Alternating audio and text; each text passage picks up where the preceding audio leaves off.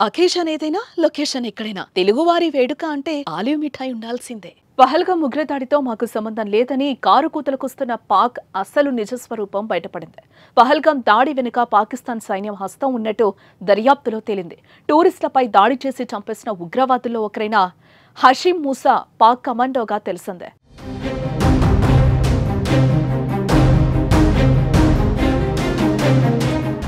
పాక్ సైన్యంలో పనిచేసి అనంతరం ఉగ్రవాదిగా మారి లష్కర్-ఏ-తోయిబాతో కలిపి పనిచేస్తున్నాడు. అతడు పాక్ సైన్యంలో పనిచేసినట్టు కీలక ఆధారాలను భారత సైనికాధికారులు గుర్తించారు. దాడి తర్వాత భారత సైన్యం అక్కడి స్థానికులను వందల మందిని అదుపులోకి తీసుకుంది. వారిని విచారించగా హషీం మూసా విషయం బయటపడింది. మూసాకు ఉన్న సైనిక నేపథ్యాన్ని కశ్మీరీలు వెల్లడించారు. పాక్ స్పెషల్ సర్వీస్ గ్రూప్లో పనిచేసిన మూసా తర్వాత లష్కరేలోకి సహాయకారిగా వచ్చి కరుడు కట్టిన ఉగ్రవాదిగా మారినట్టు వారు నిర్ధారించారు.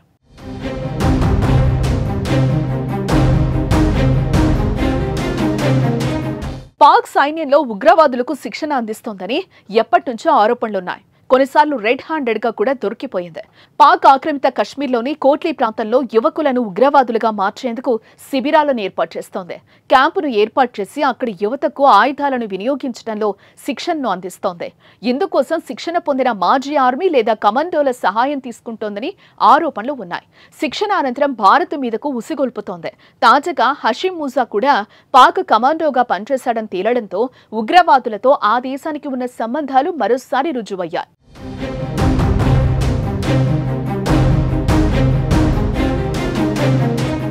మరోపక్క పహల్గామ్లో దాడి చేసిన ఉగ్రవాదులను పట్టుకునేందుకు భద్రతా బలగాలు గాలిస్తున్నాయి. అయితే వారు 4 సార్లు భద్రతా బలగాల నుంచి త్రుటిలో తప్పించుకున్నారు. కల్గామ్ అడవుల్లో వారి ఉనికి ఉన్నట్లుగా గుర్తించి అక్కడికి వెళ్లగా ఉగ్రవాదులు కాల్పులు జరిపారు. భద్రతా బలగాలు ఎదురు కాల్పులు జరపడంతో అడవుల్లోకి పారిపోయారు. ఆ తర్వాత కొకెర్నాగ్లో అక్కడికి సమీపంలోని ఓ గ్రామంలో ఉగ్రవాదులు ఉన్నట్లు గుర్తించినా వారు పారిపోయారు అని ఓ సైనిక అధికారి జాతీయ మీడియాకు తెలిపారు. మరోవైపు ఎన్ఐఏ కూడా ఉగ్రవాదులను ఆచూకీ కనుగొనేందుకు ప్రయత్నిస్తోంది.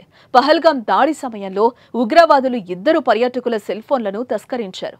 కమ్యూనికేషన్ కోసం వాటిని ఉపయోగించే అవకాశాలు ఉన్నాయి. దీంతో ఆ ఫోన్లపైన నిఘా కొనసాగుతోందని అధికారులు తెలిపారు.